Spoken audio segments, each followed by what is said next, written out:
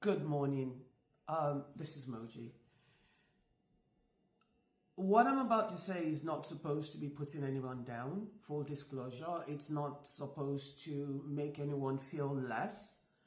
I just hope that we're able to have authentic conversations, especially us, African LGBTQ.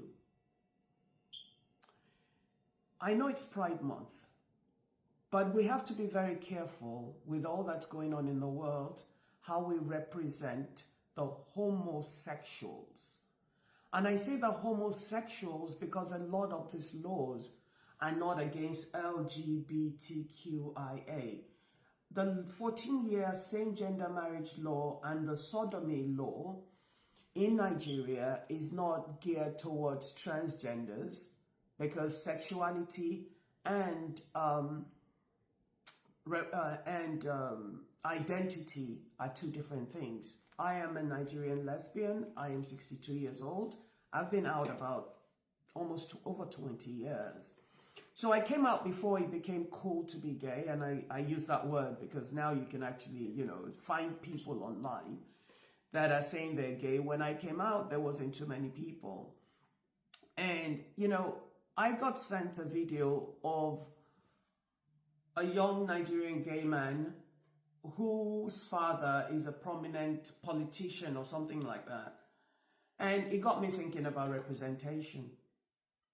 See, while we're fighting the battle to rescind the SSMP, is not the time to be doing squay. And I hate to say it that way, but I don't know how else to say because, and I'll tell you why.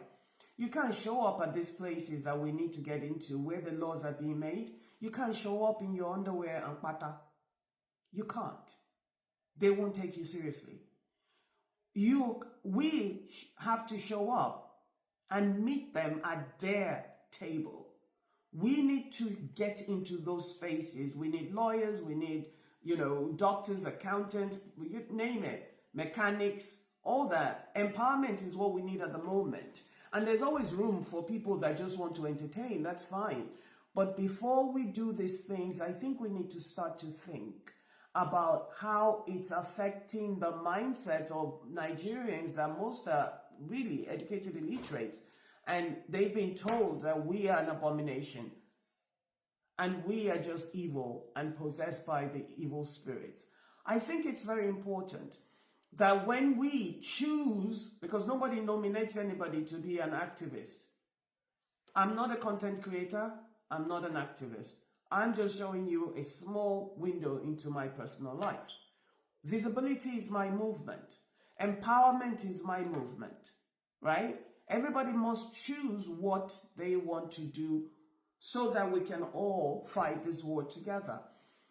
But in my heart of hearts, I believe that those people that are being homosexual is already over-sexualized.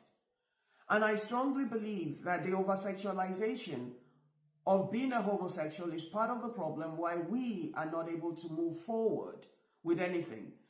A lot of our people are taking their own lives because they can't take it. A lot of people that are professional don't want to come out because they don't want to be considered part of the naked brigade.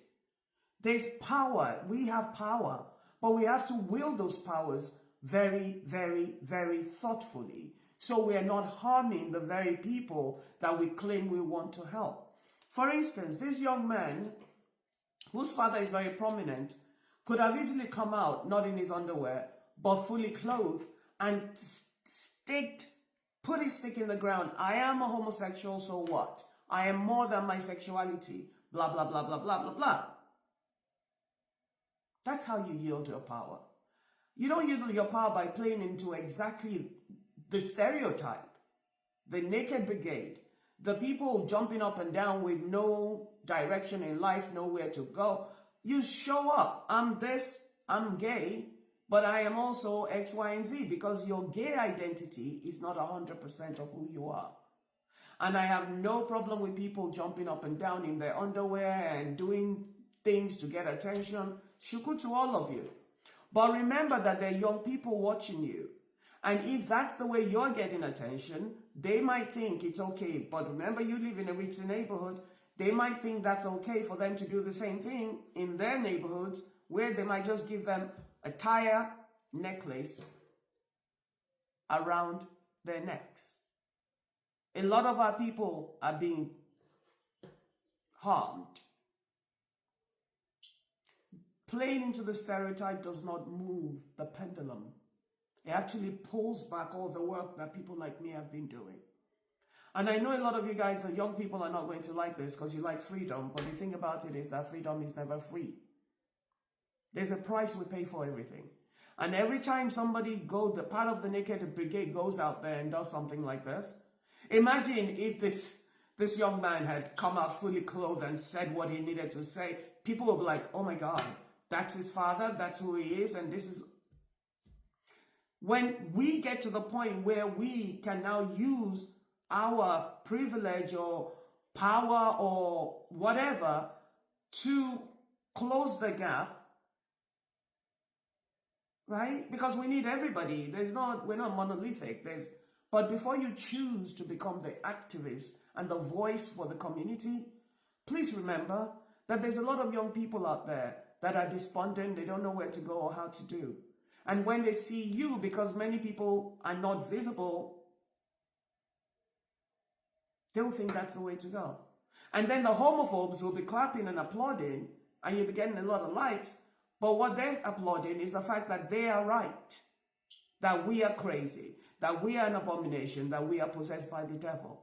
So before you choose to be the voice of the community or not be the voice of the community, try and remember that there's many people in bondage. And just because you have privilege does not mean you can do anyhow.